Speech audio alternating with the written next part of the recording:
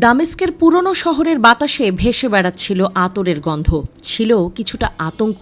City স্কোয়ারে আলো কম, নিরাপত্তা বেশি। সিরিয়ার প্রেসিডেন্ট আহমেদ আল শারা সেই রাতে তার প্রাসাদের এক নির্জন বারান্দায় দাঁড়িয়েছিলেন। নিচের বাগানে পাহারা দিচ্ছিল দুজন রক্ষী। অনেকদিন পর তার চোখে ছিল দোলাচল, একটা সিদ্ধান্ত যেন তার ভেতরটা ছিঁড়ে খাচ্ছিল। শারা জানেন ইতিহাসে তার নাম কিভাবে লেখা হবে, সেটা নির্ধারণ করে দেবে তার পরবর্তী পদক্ষেপ। আর সে পথটা সোজা না, কাঁটা ভরা। তাকে একদিক থেকে টানছে তুরস্ক, যাদের সেনা এখনো উত্তর সিরিয়ার জমিতে ঘাঁটি গেড়েছে, স্কুল তৈরি করেছে, মসজিদে তুর্কি ভাষার আজান শোনা যায়। অন্যদিকে ইসরায়েল, যে দেশের নাম নিতে বহু সিরিয়ান আজও দ্বিধা করে, যাদের সঙ্গে সম্পর্ক মানেই বিশ্বাসঘাতক তকমা জুটে যেতে পারে। তবুও সারা এক নতুন জানালার দিকে তাকিয়ে আছেন। ক্ষমতা টিকিয়ে রাখতে তিনি বেছে নিচ্ছেন চোরাগলি, টিকে থাকতে হাঁটছেন অন্ধকারতম পথে। মাঠে ময়দানে তুরস্কও এখন সিরিয়ায় কার্যত একচ্ছত্র অধিপতি। শুধু সেনা নয়, গোয়েন্দা সংস্থাও কাজ করছে খোলামেলা। সিরিয়ার বহু নেতা পড়াশোনা করেছেন আঙ্কারার ইউনিভার্সিটিতে। কেউ কেউ তুরস্কের পাসপোর্টও হাতে নিয়ে ঘোরেন। আসাদ পতনের পর সিরিয়ার শূন্য গর্ভে যে শূন্যতা তৈরি হয়েছে, সেটি দ্রুত পূরণ করে নিয়েছে তুরস্ক।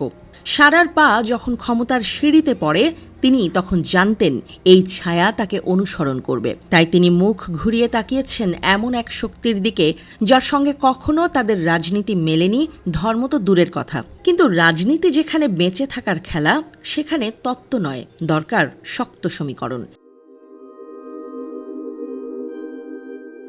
এই অবস্থায় আব্রাহাম অ্যাকর্ডস এক নতুন আলো ফেলেছে শারার চিন্তায়। যদি ইসরায়েলের সঙ্গে সম্পর্ক জোড়া যায়, তবে মিলতে পারে পশ্চিমাদের স্বীকৃতি, উঠতে পারে নিষেধাজ্ঞা এবং সবচেয়ে বড় কথা, তুরস্কের ছায়া থেকে কিছুটা মুক্তি। তবে এতে আগুন লেগেছে আঙ্কারার বুকে।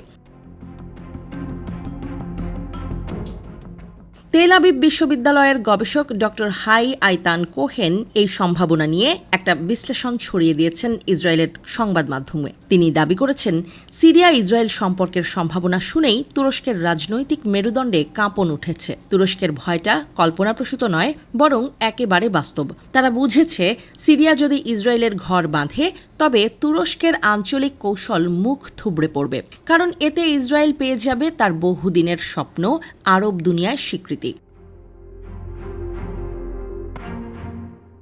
ইসরায়েলি আক্রমণে দুর্বলতা প্রকাশ এখন তুরস্ককে দিয়েছে এক আত্মবিশ্বাস। নিজেদের তারা এখন ভাবছে মধ্যপ্রাচ্যের একমাত্র প্রভাবশালী মুসলিম শক্তি। তারা চায় কাতার আর সিরিয়াকে নিজেদের পাশে রাখতে আর ইসরায়েলকে আলাদা করে দিতে। এরদোয়ানের প্রতিটি কূটনৈতিক পদক্ষেপ যেন একটি কড়াইয়ের ঢাকনা, যেটা দিয়ে ঢেকে রাখা হচ্ছে ইসরায়েলের বৈধতার আগুন। কিন্তু শারা এখন সেই ঢাকনা সরাতে চাচ্ছেন। তিনি জানেন তার দেশের অর্থনীতি ভেঙে পড়েছে, মানুষ ক্লান্ত, আর সংকটের কোনো শেষ নেই। আরব উপসাগরের ধনী রাষ্ট্রগুলোর দরজায় পৌঁছাতে হলে ইসরায়েলের সঙ্গে সুসম্পর্ক একটা অব্যাহতিপত্রের মতো কাজ করবে। তাই এই সিদ্ধান্ত সহজ না। একটা ভুল পদক্ষেপ মানে হতে পারে গৃহে গৃহে বিদ্রোহ, ক্ষমতার ভেতরে বিশ্বাসঘাতকতা। ইসরায়েলকে সমর্থন করার কথা না ভেবেও তাদের পাশে শারা দাঁড়াতে চাচ্ছেন কৌশলগতভাবে, যেন ছায়ার সঙ্গে ছায়া মিলে সূর্য খোঁজে। তুরস্ক সেটা জানে, তাই তারা থেমে নেই। তারা চাল চালছে, কূটনীতিক পাঠাচ্ছে, গোপনে বার্তা দিচ্ছে, এমনকি সিরিয়ার রাজনীতিকদের মধ্যে বিভ্রান্তি ছড়াচ্ছে। হাই আইতান কোহেন বলেন, তুরস্ক কোনোভাবেই চাইবে না সিরিয়া ইসরায়েলের সঙ্গে হাত মেলাক।